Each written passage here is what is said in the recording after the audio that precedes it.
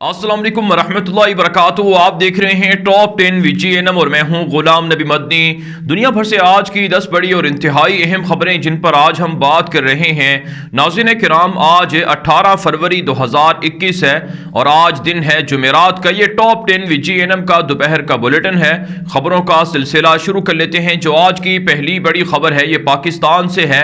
पाकिस्तान के army chief general Qamar Javed Bajwa ने कराची के अंदर पाकिस्तान एयरफोर्स के कॉलेज से खिताब करते हुए कहा है कि दुश्मन के मुकाबले में हमा वक्त तैयार रहना होगा, हर वक्त चौकस रहना होगा, चौकन्ना रहना होगा। पाकिस्तान के army chief general Qamar Javed Bajwa ने कहा कि पाकिस्तान के खिलाफ भारत और इस तरह के दीगर दुश्मन हर वक्त जारियत की प्लानिंग कर रहे हैं, लेकिन अफवाज पाकिस्तान और पाक फौज के जवान सरहदों पर हर वक्त चौकन्ने हैं, हर वक्त चौकस हैं और इसलिए हमें किसी भी वक्त गफलत में नहीं रहना होगा, हर वक्त तैयारी में और जंग के माहौल में रहना होगा ताकि दुश्मनों को कामयाब होने का मौका ना मिल सके। साथ साथ पाकिस्तान के army chief general Qamar Javed Bajwa ने कहा है कि दुश्मन के मुकाबले में हमने बड़ी फतूहात समेटी हैं और हमारी कामयाबियां रिकॉर्ड पर हैं कि कैसे हमने दुश्मनों के मंसूबे फ्लॉप किए हैं और कैसे दहशत गर्दों को नाकाम बनाया है। नाज़रीन, इस वक्त पाकिस्तान के अंदर तुर्की के फौजी कमांडोज दस्ते पाक फौज के साथ मिलकर जंगी मशकें कर रहे हैं और अभी 2 रोज़ पहले कराची के अंदर पाक बहरिया के ज़ेर सरबराही जो 45 मुल्कों की फ़ौजों की मशकें हुई हैं, उसके बाद भी दीगर मुल्कों के साथ पाकिस्तान की ड्रिल्स और मशकों का आगाज़ होने जा रहा है, जिससे भारत के अंदर खलबली मची हुई है। भारतीय मीडिया दावा कर रहा है कि भारत के खिलाफ पाकिस्तान जंगी मशकें कर रहा है और पाकिस्तान के फौजी जवान और फौजी जर्नैल थर के अंदर भारतीय बॉर्डर राजस्थान के करीब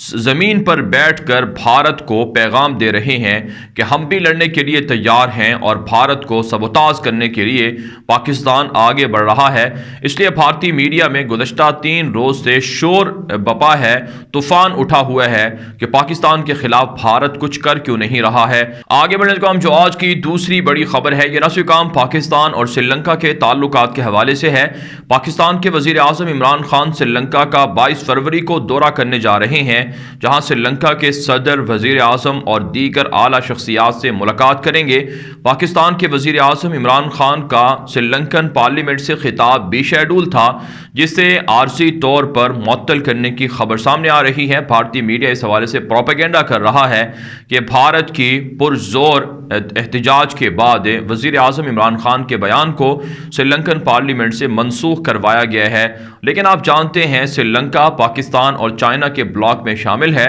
और श्रीलंका ने भारत को जो एक बड़ा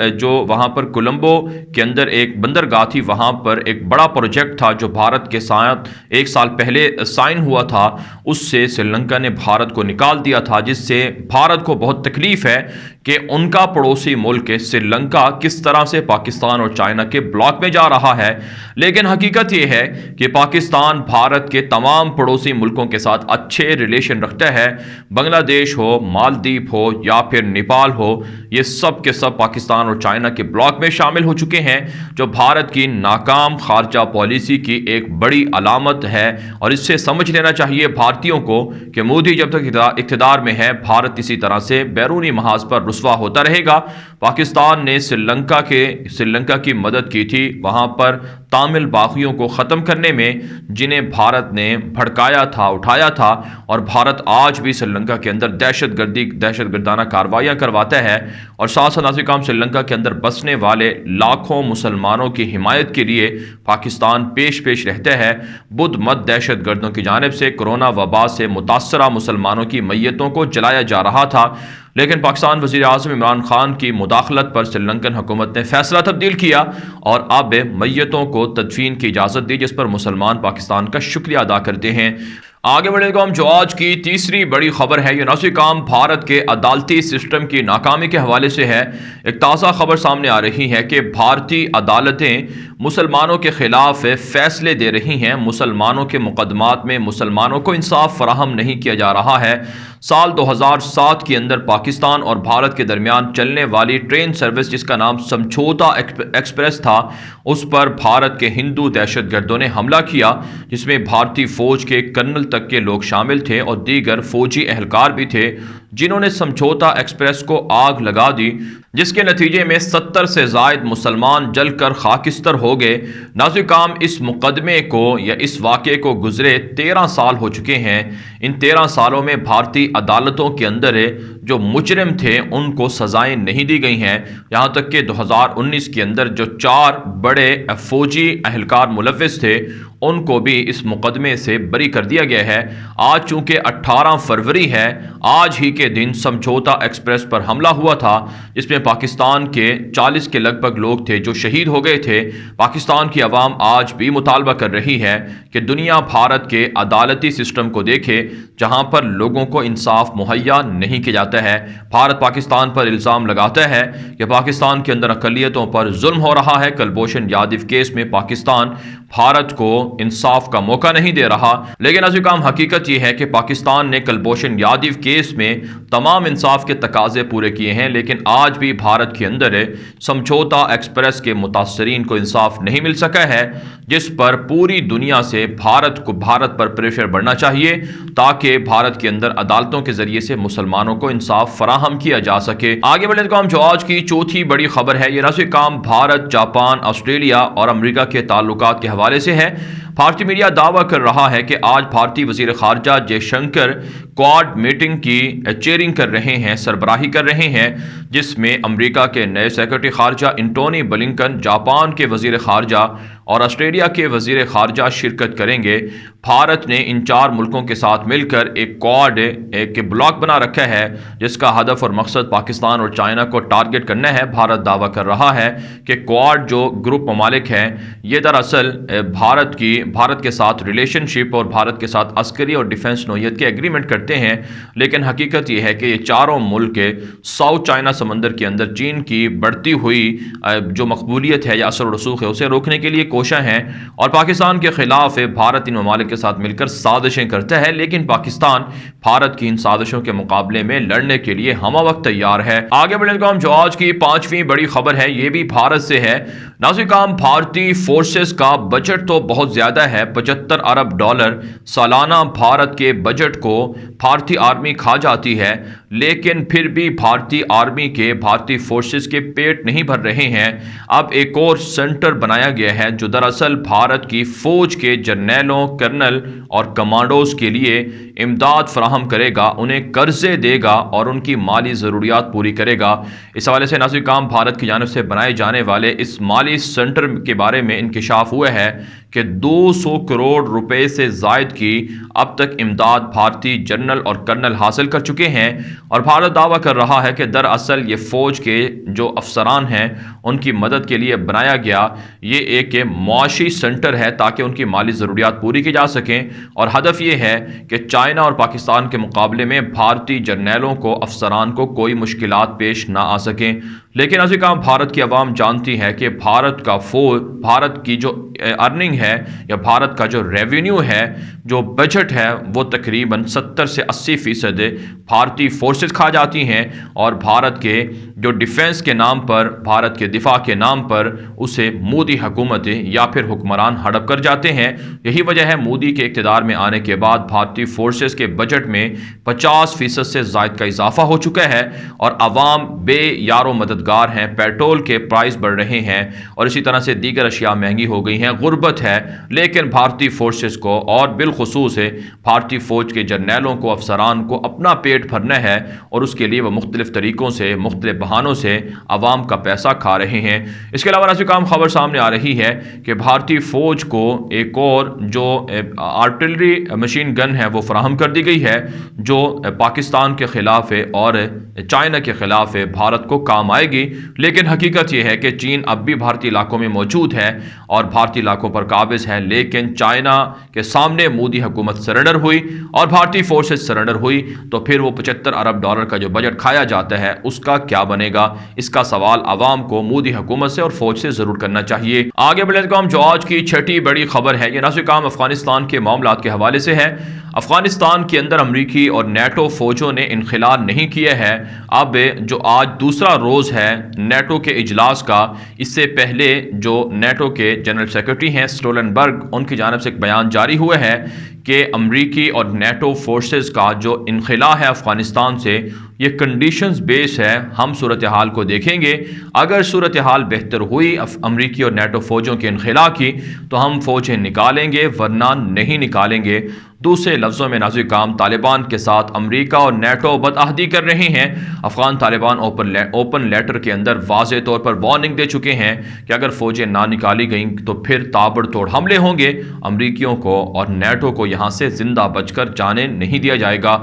اس کے علاوہ نازل کام اطلاعات سامنے آ رہی ہیں کہ سابق نائب صدر عبدالرشید دوستم نے افغان طالبان کو تنقید کا نشانہ بنایا ہے اور کہا ہے کہ طالبان کے القاعدہ کے ساتھ تعلقات ہیں جن کے خلاف آپریشن اور جنگ کرنا ضروری ہے۔ اور نازل کام آپ جانتے ہیں یہی عبدالرشید دوستم ہے، یہ جو ماضی کے اندر اپنے ہی دوستوں کے ساتھ، اپنے ہی اتحادیوں کے ساتھ بغاوت کر چکا ہے اور اسے افغانستان کا خونی درندہ بھی قرار دیا جاتا ہے۔ اس کے علاوہ نازل کام طالبان کی تازہ کارروائیوں کے نتیجے میں 11 فوجی گاڑیاں اور ٹینک تباہ کر دیے گئے ہیں، 23 اہلکار بھی سرنڈر ہوئے ہیں، جبکہ طالبان کے حملوں کی زد میں آ کر 30 کابل فوجی ہلاک ہو چکے ہیں۔ ساتھ ساتھ نازل کام افغان طالبان کی ویب سائٹ دعویٰ کر رہی ہے کہ 300 سے زائد خاندانوں کو گھر چھوڑنے پر مجبور کیے ہے۔ درندگی اور دہشت گردی کی بڑی مثال سامنے آئی ہے، جہاں پر افغان شہریوں کے گھروں پر، دکانوں پر بمباری کی گئی ہے، ان کے گھر تباہ ہوئے ہیں اور انہیں زبردستی گھروں سے بے گھر کیا گیا ہے، جس کی طالبان مذمت کرتے ہیں۔ ساتھ ساتھ نازل کام افغان طالبان کا دعویٰ ہے ان کی فتوحات میں اضافہ ہو رہا ہے، کابل حکومت کو پسپائی ہو رہی ہے۔ صوبہ کندوز کے اندر، ہلمند کے اندر، غور کے اندر اور اسی طرح سے دائی کنڈی اور فاریاب جیسے دیگر علاقے ہیں جہاں افغان طالبان کو فتوحات مل چکی ہیں۔ آگے بڑھنے کا جو آج کی 7ویں بڑی خبر ہے یہ ترکی سے ہے۔ ترک صدر رجب طیب ایردوان نے ایک بیان میں کہا ہے کہ گزشتہ 5 سالوں کے دوران کرد باغیوں کے 13,000 سے زائد ٹھکانے تباہ کیے گئے ہیں، جس میں ہزاروں کرد باغی ہلاک اور سرنڈر ہو چکے ہیں۔ طیب ایردوان نے کہا کہ 18,000 کے لگ بھگ کرد باغی سرنڈر ہوئے ہیں، لیکن اب بھی بڑے پیمانے پر کرد باغی PKK نامی دہشت گرد موجود ہیں جنہیں امریکہ، یورپ سپورٹ کرتا ہے۔ ان کے خلاف ہم آپریشن جاری رکھیں گے۔ اس کے علاوہ نازل کام اطلاعات سامنے آ رہی ہیں کہ ترکی کے اندر ایغور نسل کے مسلمان اپنے لواحقین اور اپنے رشتہ داروں کے بارے میں مظاہرے کر رہے ہیں اور ترکی کی حکومت کی جانب سے بھی چائنا پر پریشر بڑھ رہا ہے کہ صوبہ سنکیانگ کے اندر موجود ایغور نسل کے مسلمانوں پر ظلم اور تشدد بند کیا جائے۔ آج ایک مرتبہ پہلی بار جو چائنا کے ایمبیسڈر ہیں ترکی میں، انہوں نے بیان دیا ہے کہ ایغور نسل کے مسلمانوں پر ظلم نہیں ہو رہا ہے اور ترکی یا دیگر ملکوں میں بسنے والے ایغور نسل کے مسلمانوں کے صوبہ سنکیانگ کے اندر بسنے والے مسلمانوں سے رابطے میں کوئی رکاوٹیں نہیں ہیں۔ یہ مغرب کا پروپیگنڈا ہے جسے چائنا مسترد کرتا ہے۔ بہرحال نازل کام صوبہ سنکیانگ کے اندر بسنے والے مسلمانوں کے حالات پر پوری دنیا کے مسلمانوں کو بات کرنی چاہیے۔ یہ صرف ترکی کا مسئلہ نہیں ہے بلکہ امت مسلمہ کا اجتماعی مسئلہ ہے اور چائنا کو پریشرائز کرنا چاہیے کہ اگر ان کے صوبہ سنکیانگ کے اندر ظلم کر رہے ہیں چائنیز فورسز تو اس ظلم کو بند کرنا چاہیے۔ آگے بڑھنے کا جو آج کی 8ویں بڑی خبر ہے یہ نازل کام اسرائیل اور امریکہ کے تعلقات کے حوالے سے ہے۔ بالآخر 1 مہینے کے بعد نئے امریکی صدر جو بائیڈن نے اسرائیلی وزیر اعظم نیتن یاہو کو فون کر ہی لیا ہے۔ اس حوالے سے نازل کام گزشتہ 1 مہینے سے چیمگوئیاں جاری تھیں کہ شاید جو بائیڈن اسرائیلی وزیر اعظم نیتن یاہو کو فون نہیں کریں گے اور اس سے امریکہ اور اسرائیل کے تعلقات میں اختلافات یا دراڑوں کا بھی اشارہ مل رہا تھا، لیکن اسرائیلی حکام اور یہودی جو بائیڈن کی کیبنٹ میں ہیں ان کے پریشر کے بعد جو بائیڈن نے بالآخر نیتن یاہو سے فون پر بات چیت کر ہی لی ہے۔ اسرائیلی میڈیا دعویٰ کر رہا ہے کہ نیتن یاہو سے ہونے والی اس ملاقات کے اس فون کی جو گفتگو ہے، اس بات چیت کے اندر اس بات پر اتفاق ہوا ہے کہ ایران کو پاورفل نہیں ہونے دیا جائے گا، ایران کو ایٹمی ہتھیار نہیں بنانے دیے جائیں گے اور جوہری ڈیل جو امریکہ ایران کے ساتھ کرنے جا رہا ہے اس پر بھی اسرائیل نے اپنے تحفظات کا اظہار کر دیا ہے۔ نیتن یاہو نے کہا ہے کہ جو بائیڈن ہمارے بہت اچھے دوست ہیں اور ہم کافی عرصے سے ایک دوسرے کو جانتے ہیں اور اپنے تعلقات کو اسرائیلی شہریوں کے مفادات کے لیے، یہودیوں کے مفادات کے لیے استعمال کریں گے۔ ساتھ ساتھ ناظرین کام اسرائیلی وزیر اعظم نیتن یاہو نے روسی صدر پیوٹن سے بھی فون پر بات چیت کی ہے اور شام کے اندر جو اسرائیلی شہری قیدی تھے ان کو واپس اسرائیل لانے کا کہا ہے، اور بدلے میں شامی فوج کے جو قیدی تھے ان کو رہا کر دیا گیا ہے۔ لیکن آپ جانتے ہیں روس کے اور ایران کے کندھے پر سوار ہو کر اسرائیل شام پر، لبنان پر اور دیگر عرب ریاستوں پر قبضہ کر کے گریٹر اسرائیل بنانا چاہتا ہے۔ اس کے لیے مسلمانوں کو خبردار رہنا چاہیے۔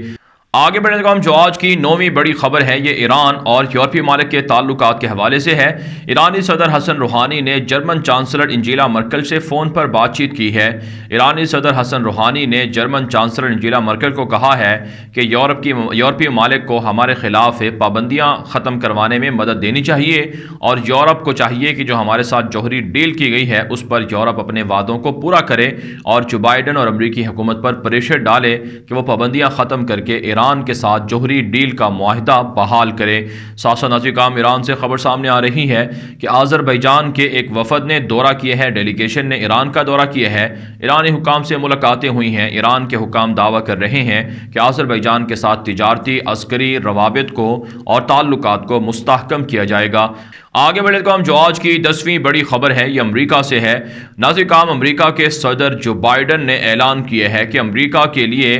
وائٹ سپرمیسی کے حامی جو ٹرمپ کے بھی فالورز رہے ہیں وہ سب سے بڑا خطرہ ہیں، اور امریکہ کے لیے سب سے بڑا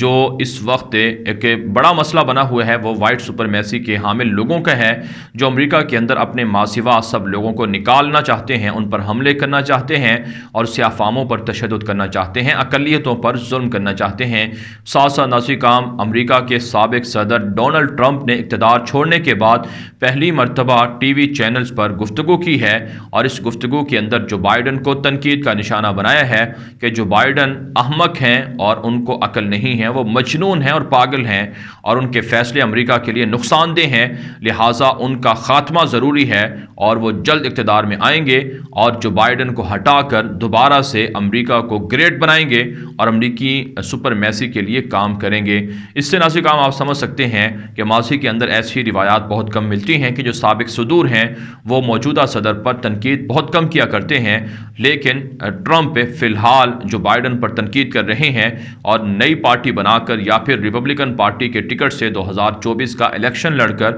صدر بننے کے لیے کوشاں ہیں۔ بہرحال ناظرین کرام دنیا بھر سے تھی آج کی 10 بڑی خبریں۔ ان خبروں کے حوالے سے آپ کی کیا رائے ہے؟ اپنی رائے کامنٹ کے ذریعے سے ضرور ہم تک پہنچائیں۔ آج کے لیے اتنا ہی، اجازت دیجیے، اللہ حافظ۔